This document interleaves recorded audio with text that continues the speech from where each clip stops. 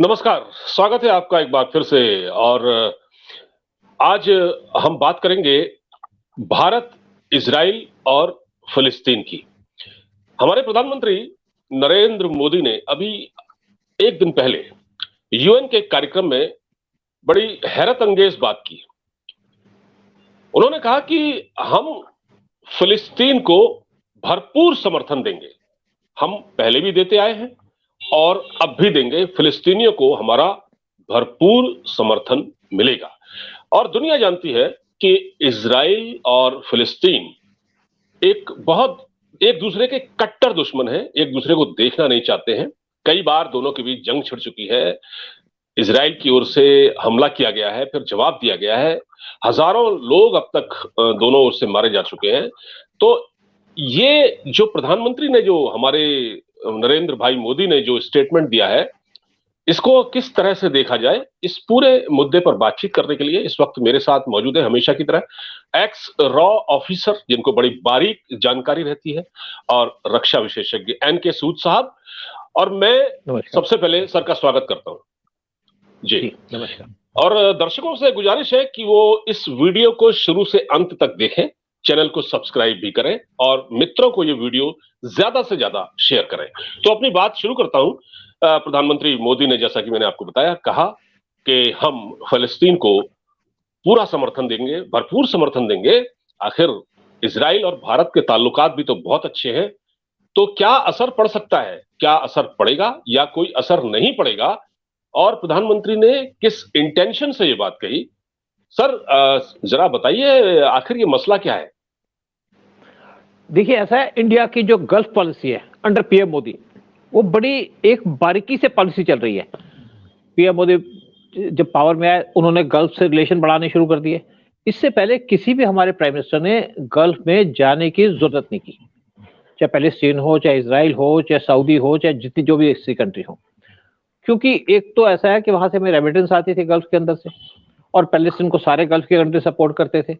और दूसरी बात है कि वहां पे हमारे बहुत से लोग हैं जो काम करते हैं, 9 मिलियन लोग हैं जो गल्फ में काम करते हैं, जो इंडियंस हैं।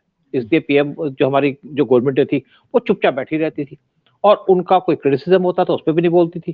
चाहे ओआईसी के अंदर उनकी बातें हो, तब भी कोई बात नहीं होती थी, हम कोई रिएक्शन नहीं देते थे। लेकिन पीएम मोदी के आने के बाद सिचुएशन चेंज हुई है, और ये पहली बार नहीं है जब पीएम मोदी ने ये बात की है। पीएम मोदी की विजिट हुई थी आपके पैलेस्टाइन के अंदर फरवरी 2018 में।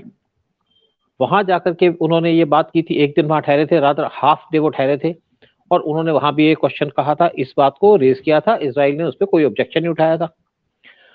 दिसंबर 2017 में एक यूएन के अंदर यूएस ने कहा था कि जो जेरूसलम है, इसको इजरायली कैपिटल माना जाए। 127 कंट्री ने उनके खिलाफ वोट दी, इंडिया ने भी इसके खिलाफ वोट दी। यानी कि इंडिया मानता है कि जेरूसलम पार्ट हो पैलेस्टाइन का। इससे इजराइल थोड़ा सा नाराज हुआ, लेकिन पीएम मोदी ने सारी बात को संभाल के रखा। और आज अगर हम रिलेशन बात करते हैं इजराइल और पैलेस्टीन की, दोनों के साथ हमारे रिलेशन बहुत अच्छे हैं, एक्सीलेंट रिलेशन है दोनों कंट्रीज के साथ। तो मुझे नहीं लगता इस बात का कोई असर होगा, क्योंकि इजराइल भी जानता है हम, इसका मतलब ये नहीं कि अगर हम इजराइल को सपोर्ट करते हैं, कि उनकी पॉलिसीज को सपोर्ट करते हैं, तो हम इजराइल को इस पैलेस्टाइन को इस बात पे सपोर्ट करेंगे कि वो इजराइल के साथ झगड़ा करे या उनके आपस में वार हो। इंडिया की एक पॉलिसी आप देख रहे हैं, जैसे रशिया यूक्रेन वार के अंदर इंडिया चाह रहा दोनों कंट्रीज के अंदर सिचुएशन टेबल पे डिस्कस की जाए। इसीलिए पीएम मोदी की जो स्टेटमेंट है, कोई इजराइल के खिलाफ नहीं है या पैलेस्टाइन के फेवर में नहीं है, ये इंडिया की लेड आउट पॉलिसी है जिसके ऊपर पीएम मोदी ने बात की है। सर, ये मैं एक सवाल ये पूछना चाहता हूं, क्योंकि पैलेस्टाइन का जो मुद्दा है वो बहुत ही संवेदनशील मुद्दा है। और प्रधानमंत्री नरेंद्र मोदी पहले प्रधानमंत्री हैं जिन्होंने यात्रा की इजराइल की। तो ये दोनों के बीच बैलेंस करना, और दूसरी चीज ये है कि भारत में 25 करोड़ या 22 करोड़ मुसलमान रहते हैं। दुनिया भर के जो मुसलमान है, खास पाकिस्तान का, दुनिया भर के मुसलमानों का एक सेंटीमेंट है फिलिस्तीन के साथ, कि जब भी कोई ऐसी इजराइल की ओर से कोई हमला होता है तो वो तुरंत बोलने लगते हैं। जो मौलवी हजरात हैं, ये बाकी जो लोग हैं, सब उठ के खड़े हो जाते हैं। तो ये जो चीज है, और खासकर एक चीज और है, जब बोको हराम जो नाइजीरिया में है, इस जैसे संगठन हमले करते हैं तब दुनिया में कोई प्रतिक्रिया नहीं होती। लेकिन अगर इसराइल फिलिस्तीन पर अटैक कर देता है तो दुनिया उठ के खड़ी हो जाती है, खासकर जो मुस्लिम तबका है, इस्लाम से को से जुड़े हुए लोग हैं, वो एकदम खड़े हो जाते हैं। तो ऐसे में जो भारत जैसा देश है, उसके लिए क्या ये मुश्किल नहीं है कि वो कैसे बैलेंस करे? देखिए, पहली बात तो आपको बताऊंगा कि कितने हमारे प्राइम मिनिस्टर थे जो मंदिरों में जाते थे। पीएम मोदी रेगुलर मंदिर में जाते हैं, अपना जी। धर्म है उसको मानते हैं, मुसलमान अपना धर्म माने, पीएम मोदी को कोई ऑब्जेक्शन नहीं है। और दूसरी बात, एक अब्राहम एग्रीमेंट साइन हुआ था इसराइल और यूएई के बीच में, साथ में बहरीन भी साथ था, सऊदी की सपोर्ट थी, और वो इस दोनों कंट्रीज के जो डिप्लोमेटिक रिलेशन है वो एस्टेब्लिश हुए। पैलेस्टाइन ने थोड़ी सी ऑब्जेक्शन उठाई, लेकिन उन्होंने इस रिलेशन को कैरी आउट किया, और साथ में इसके अंदर पूरी सपोर्ट थी इजिप्ट की और कुछ और कंट्रीज की। तो आज के दिन में इसराइल को जब कुछ मुस्लिम कंट्री ने एक्सेप्ट किया, और स्पेशली जो गल्फ की कंट्रीज हैं, तो इससे ये मुद्दा कोई ऐसा नहीं है कि बना रहेगा। जितनी भी वर्ल्ड की कंट्रीज हैं वो इस टाइम पे देख रही हैं इकोनॉमी की तरफ, डेवलपमेंट की तरफ, पाकिस्तान को छोड़ के, और इसीलिए प्रोग्रेस कर रही हैं। इंडिया के एक्सीलेंट रिलेशंस हैं यूएई के साथ, इंडिया के बहुत अच्छे रिलेशन है सऊदी के साथ। और देखिए, सऊदी के अंदर भी कोई हमारा प्राइम मिनिस्टर मुझे लगता नहीं कोई विजिट किया होगा। पीएम मोदी शायद पहले प्राइम मिनिस्टर थे जो सऊदी विजिट किए, और उन्होंने उनके लिए रेड कारपेट बिछाया। पीएम मोदी की 3 विजिट हुई यूएई के अंदर, और आज हमारी बहुत सारी ट्रेड चल रही है यूएई के साथ भी। $100 बिलियन क्रॉस करेगी अगले 3 से 4 साल के अंदर। $60 बिलियन थी, वो इंक्रीज होकर के $70 बिलियन हो चुकी है, और दोनों के अंदर एक फ्री ट्रेड एग्रीमेंट भी साइन हुआ है। तो दूसरी बात मैं कहूंगा कि जहां पे पीएम मोदी ने किस तरीके से अपना एक, समझिए कि नैरो पाथ, यानी कि समझिए कि एक किस तरीके से दोनों कंट्रीज के बीच में अपना ट्रैवल किया। पीएम मोदी ने जो रिलेशंस हैं इसराइल के साथ वो डिफरेंट प्लेटफॉर्म पे रखे हैं, और पैलेस्टाइन के साथ डिफरेंट प्लेटफॉर्म पे। 2015 में इंडिया के प्रेसिडेंट प्रणब मुखर्जी वो गए थे टेल अवीव। टेल अवीव जो इसराइल में, वहां से बाय रोड ट्रैवल किए वो रमल्ला, जो वहां से 20 किलोमीटर दूर था, और वहां ट्रैवल करके एक दिन ठहरे वो पैलेस्टाइन में। उसके बाद उन्होंने अपनी विजिट इसराइल के अंदर स्टार्ट की, और इसके बाद पीएम मोदी की जो पहली विजिट हुई थी पैलेस्टाइन इसराइल की, वो हुई थी जुलाई 2017 में। लेकिन उस टाइम पे पीएम मोदी रमल्ला नहीं गए, और दोनों कंट्रीज का जो बॉर्डर लगता है इसराइल और पैलेस्टाइन का, वो है 700 किलोमीटर का बॉर्डर। और उसके बाद उसी के टाइम देखिए किस तरीके से पीएम मोदी ने अपना बैलेंस रखा है। जनवरी 2018 में इसराइल के प्राइम मिनिस्टर नेतन्याहू वो इंडिया विजिट किए, 5 दिन की उनकी विजिट थी। फरवरी 2018 में पीएम मोदी गए पैलेस्टाइन, और जब वो पैलेस्टाइन गए तो जॉर्डन उतरे। जॉर्डन से उन्होंने किंग से बात की उनके, और उसके बाद जॉर्डेनियन हेलीकॉप्टर में पीएम मोदी ट्रैवल किए रमल्ला में, यानी कि पैलेस्टाइन में। और जब वो जा रहे थे तो उनको जो सिक्योरिटी प्रोवाइड की गई थी वो 2 इजरायली जेट्स के द्वारा प्रोवाइड की गई थी, क्योंकि उनका जो बॉर्डर लगता है 150 किलोमीटर का बॉर्डर लगता है जॉर्डन और पैलेस्टाइन का, या इसराइल का, जिसपे इसराइल का कंट्रोल है। तो इसीलिए इजरायली जेट्स ने उनको एस्कॉर्ट किया था। उसके बाद जब पीएम मोदी की जब विजिट हुई थी इसराइल की, तो उस टाइम पे पीएम मोदी ने वहां पे बहुत से एग्रीमेंट साइन किए थे। यासर अराफात की जो ग्रेव है वहां भी गए थे, और साथ में $50 मिलियन की वहां पे एक एग्रीमेंट साइन किए थे। वहां पे स्कूल बनाने का काम किया था, और वहां पे पीएम मोदी ने कहा था कि हम आपको पूरा सपोर्ट देंगे आपके कॉज के लिए। कॉज का मतलब नहीं है कि आप इसराइल से लड़ाई करें। और उस टाइम पे जो पैलेस्टाइन के प्रेसिडेंट थे उन्होंने मोदी को ऑफर किया था कि आप हम दोनों के बीच में, यानी कि पैलेस्टाइन और इसराइल के बीच में आप मेडिएटर बनो, हम यूएस को नहीं चाहते, यूएस के बदले चाहते आप। लेकिन ये नहीं पता पीएम मोदी ने क्या बात की, और इसके बाद इंडिया ने अवॉइड किया दोनों के बीच में मेडिएट करना, क्योंकि एक बड़ा क्रूशियल इशू हो सकता था इंडिया के लिए। तो इंडिया ने एक बड़ा प्रॉपर बैलेंस मेंटेन किया पैलेस्टाइन और इसराइल के बीच में। दूसरी तरफ पीएम मोदी ने एक बैलेंस रखा हुआ है सऊदी और ईरान के बीच में। और इंडिया की जो गल्फ पॉलिसी है, इसकी वजह से इंडिया ग्रो कर रहा है। किसी को एक दूसरे कोई ऑब्जेक्शन नहीं है। अगर पाकिस्तान किसी को सपोर्ट करता है तो पाकिस्तान के खिलाफ एक्शन हो जाता है। जी सर, बात तो ये है कि अभी दोनों देशों के जो संबंध हैं, इजराइल के और भारत के भी बहुत अच्छे संबंध हैं। फिलिस्तीन से भी हमारे अच्छे ताल्लुकात हैं। लेकिन अब देखिए जो मौजूदा जो परिदृश्य है उसमें हम ये देख रहे हैं कि रूस के इजराइल के साथ संबंध ठीक नहीं है और भारत के इजराइल से भी अच्छे संबंध है, रूस से भी अच्छे संबंध है। तो आने वाला समय क्या भारत के लिए जो साल 2023 है वो उसमें कोई चैलेंज है इन इसको देखते हुए, क्योंकि अभी हाल ही में मैंने सुना था कि जो इजराइल की खुफिया एजेंसी है मोसाद, उसने कुछ हेल्प की है यूक्रेन को हथियार देने में, तो इससे रूस बहुत नाराज है। अब भारत से रूस के बड़े अच्छे ताल्लुकात हैं, इजराइल से भी हैं।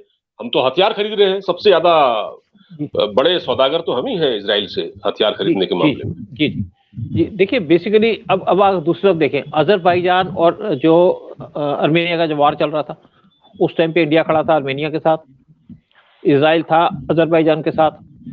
तो ये नहीं कि हमारी दोनों की आर्मी या फोर्सेस एक दूसरे के खिलाफ खड़ी थी, अपने अपने इंटरेस्ट हैं, अपने अपने जो दोनों के बिजनेस इंटरेस्ट हैं, क्योंकि इजराइल जो है वो ऑयल खरीदता है अजरबैजान से और उनको आर्म सप्लाई करता है। इंडिया सपोर्ट करता है आर्मेनिया को क्योंकि जो अजरबैजान है वो पाकिस्तान के साथ उसके अच्छे संबंध है, पाकिस्तान को सपोर्ट करता है, टर्की भी उसके साथ खड़ा हुआ। तो देखिए वर्ल्ड के अंदर ये नहीं है कि आपके ये दोस्त है तो मैं वो नहीं, हम बच्चों वाली बात नहीं कर सकते। जो हमारी कंट्रीज चलती हैं उसके अंदर जैसे बच्चों वाली बात है, तूने उससे क्यों बात की, मैंने उससे क्यों की, ये बात वहां नहीं चलती। इसके लिए आपको बड़ा समझ रखनी पड़ती है, बैलेंस रखना पड़ता है। हम किसी भी तरीके से यूएस को ना खुश नहीं कर सकते और पूरे तरीके से हम इसराइल को भी खुश नहीं कर सकते। तो जैसे यूएस रशिया इंडिया से बहुत नाराज था, रशिया इसलिए इंडिया से नाराज था कि इंडिया ने क्वाड ज्वाइन किया। इंडिया ने उसको समझाने की कोशिश की ये क्वाड आपके खिलाफ नहीं है, और इसके ऊपर हमारी जो एनुअल समिट होती है वो भी कैंसिल हो गई थी एक बार। लेकिन उसके बाद इंडिया ने उनको एश्योरेंस दी और इंडिया ने जो क्वाड था उसमें से जो डिफेंस का पोर्शन था उसमें से अपने आप को दूर कर लिया। और आप देखिए इस टाइम पे इंडिया कैसे रशिया को सपोर्ट कर रहा है। तो बेसिकली किसी कंट्री के किसी के साथ कोई रिलेशनशिप नहीं है, उसके अपने इंटरेस्ट हैं, हमारे अपने कुछ इंटरेस्ट हैं। और ये नहीं है कि हम कल रशिया के खिलाफ कोई वार होगा तो हम उस कंट्री को सपोर्ट करेंगे जो उसके खिलाफ वार करेगी, या पैलेस्टाइन के खिलाफ वार होगा तो हम करेंगे। लेकिन क्या है कि अगर हम रशिया को सपोर्ट कर रहे हैं तो हमने जो उक्रेन है उसको भी हमने कोई मेडिसिन वगैरह भेजी है। बिल्कुल। और देखिए जो रशिया और इजराइल के जो डिफरेंसेस है वो जो गल्फ में वार चल रहा है या सीरिया में चल रहा है उसकी वजह से है, क्योंकि दोनों की अलग अलग प्रायोरिटीज है वहां पे, तो इसकी वजह से। लेकिन इसका मतलब नहीं है कि एक अगर कहीं पे सपोर्ट करता है तो उसके आपस में रिलेशन खराब होते हैं। छोटी मोटी बातें तो चलती रहती है क्योंकि बहुत बड़ी बड़ी कंट्रीज है, बड़े बड़े इश्यूज होते हैं, तो ये छोटी मोटी डिफरेंसेस तो हमेशा चलते रहेंगे। जैसे हमने इंडिया ने 2017 में मतलब जो पैलेस्टाइन की जो एरिया है उसको इजराइल को देने से जो ट्रंप का डिसीजन था उसके ऊपर सपोर्ट नहीं किया, इजराइल थोड़ा नाराज भी था। लेकिन इजराइल तो हमेशा इंडिया को सपोर्ट करता रहा। अपने आपने रिसेंटली देखा जो उनके एक क्या कश्मीर फाइल के ऊपर उनके एक इम्पोर्टेंट आदमी ने वहां पे उसको अपोज किया, तो इजराइल के एम्बेसडर उसी टाइम आकर के उन्होंने अपोलोजाइज किया और इंडिया को पूरी सपोर्ट दी कश्मीर के ऊपर। ठीक बात है, और ये इस चीज को हमें समझना चाहिए। दूसरा ये है कि जैसे हमको पता है कि अमेरिका और इजराइल के बहुत अच्छे ताल्लुकात हैं, बल्कि अमेरिका की जो पूरी इकोनॉमी है वही यहूदी चला रहे हैं। तो अमेरिका का पूरा हाथ है इजराइल के ऊपर, और रूस, इजराइल और अमेरिका एक दूसरे के खिलाफ है। तो ऐसी स्थिति में जो भारत है वो उसके गल्फ कंट्री से भी अच्छे ताल्लुकात हैं, उसके ईरान से भी अच्छे ताल्लुकात हैं, सऊदी अरब से भी हैं, यूएई से भी हैं। तो मतलब कहने का सिर्फ ये है। और हाँ, इसके अलावा अभी इजराइल ने एक स्टेटमेंट दिया था, बल्कि अखबारों में छपा था, इंडियन एक्सप्रेस वगैरह मैंने पढ़ा था। उन्होंने कहा था कि भले ही भारत फिलिस्तीन को कितना भी सपोर्ट करे आउट ऑफ द वे जाकर, इससे हमारे और उनके संबंधों में कोई मतलब गिरावट नहीं आएगी। हमारे और उनके संबंध जैसे हैं वो वैसे ही रहेंगे। तो सर ये भारत की फॉरेन पॉलिसी की कामयाबी की तरह है एक तरह। बिल्कुल। देखिए एक और बात मैं कहूँ आपसे कि इजराइल ने हमेशा इंडिया को सपोर्ट किया है, चाहे आपका कारगिल वार हो, उन्होंने हमको स्मार्ट बम दिए, हमने पूछा भी नहीं उनसे, उन्हें दिए। और पीएम मोदी पहले ऐसे इंडिया के प्राइम मिनिस्टर थे जो इजराइल विजिट किए, फिर बेंजामिन इंडिया विजिट किए, और जब इंडिया उनकी विजिट थी तो यहाँ पे गवर्नमेंट ने कुछ हमारे जो मुस्लिम जो बॉलीवुड के लोग हैं, सलमान खान, आमिर खान और शाहरुख खान, इनसे कहा भाई आप इनसे वीडियो, उन्होंने मना कर दिया। ये नैरो माइंडेड आदमी है, ये इंडियन नहीं है, ये बेसिकली इस्लामिस्ट है और इसीलिए आज इनको मार पड़ रही है। हाँ, मतलब जी इंडिया में रह के इंडिया के इंटरेस्ट नहीं देखते। और अगर हम जैसे बात करते हैं इसराइल की, इसराइल को आज एक्सेप्ट किया जा रहा है पूरे वर्ल्ड के अंदर, गल्फ के अंदर स्पेशली। इंडिया के साथ रिलेशन अच्छे हैं उनके, लेकिन इंडिया के लोग वहां विजिट नहीं किए, उनके किसी प्राइम मिनिस्टर को यहाँ नहीं बुलाया। और नेतन्याहू और पीएम मोदी के बड़े क्लोज रिलेशंस हैं और ये कभी रिलेशंस खराब भी नहीं होंगे। अगर हमें कभी जरूरत पड़ेगी इसराइल की, तो इसराइल हमारे साथ स्टैंड करेगा। जब हमारा चाइना के साथ स्टैंड ऑफ चल रहा था, तो इसराइल ने हमको जो आर्म्स चाहिए थे वो सप्लाई किए। इवन जो हमको यहाँ पे रडार लगाने थे वो भी इसराइल ने दिए। फिर जो हमको वहां पे दूसरे इक्विपमेंट चाहिए थे, वहां के इंजीनियर्स आके हमको इंस्टॉल करके लेके देखे गए। बहुत बड़ी बात है। और आप देखिए, इवन यूएस और इसराइल के रिलेशंस काफी खराब हो गए थे, क्योंकि चाइना की एंट्री हो गई थी पैलेस्टीन के अंदर, इसराइल के अंदर, और उसके ऊपर यूएस ने ऑब्जेक्शन उठाई थी ट्रंप के टाइम में। अल्टीमेटली उसको दूर कर दिया गया। लेकिन अब जब जो बाइडन आए हैं, उनके रिलेशन इसराइल के साथ अच्छे नहीं थे। कुछ उनकी ऐसी स्टेटमेंट थी, लेकिन इसराइल ने भी उनकी स्टेटमेंट को नकार दिया, यानी झुके नहीं, क्योंकि दोनों सब कंट्रीज को एक दूसरे की डिपेंडेंस है, एक दूसरे की जरूरत पड़ती है। और जहां तक गल्फ की बात करें, गल्फ भी थक गया है कि पैलेस्टाइन के इशू में या लड़ाई पे, तो इसलिए ना तो सऊदी चाहता है कि लड़ाई हो, ना यूएई चाहता है। एक कंट्री जो लड़ाई चाहती है या इन्वॉल्व होती है ऐसी चीजों में, वो एक बेवकूफ कंट्री जो हमारी नेबर है, पाकिस्तान की बात कर रहा हूँ। जी ये अपने आप को ऐसे ही मुल्ला बने फिरते हैं, यानी हर एक चीज में इंटरफेयर करते हैं। जी जी, वो तो फ्रेंच एम्बेसडर को बाहर निकालने पर तुल गए थे, आपको याद होगा, जब वो वहां एक अखबार में विज्ञापन छपा, वो पूरे मुल्ला मौलवी और टीएलपी वाले और तहरीके लब्बैक वाले खड़े हो गए और उनका नहीं, जब तक फ्रेंच एम्बेसडर को बाहर नहीं निकालोगे तब तक हम यहाँ धरने पर बैठे रहेंगे और एम्बेसी में आग लगा देंगे। इस तरह की बातें वहां कही जा रही थी। खैर, पाकिस्तान का तो एक दूसरा ही मामला है, उस पर लेकिन हम दूसरी एक और ज्यादा बात है ना, कि फ्रांस को कोई पाकिस्तान की जरूरत नहीं है। कुछ फ्रेंच सबमरीन है जो पाकिस्तान के पास है, उनको अपग्रेड करना था, फ्रांस ने मना कर दिया। उनके मिराज एयरक्राफ्ट है जो फ्रांस ने उनको दिए थे। फ्रांस के पाकिस्तान के साथ रिलेशन अच्छे थे अप टू 70s। 80s में वो इंडिया के क्लोज हो गया।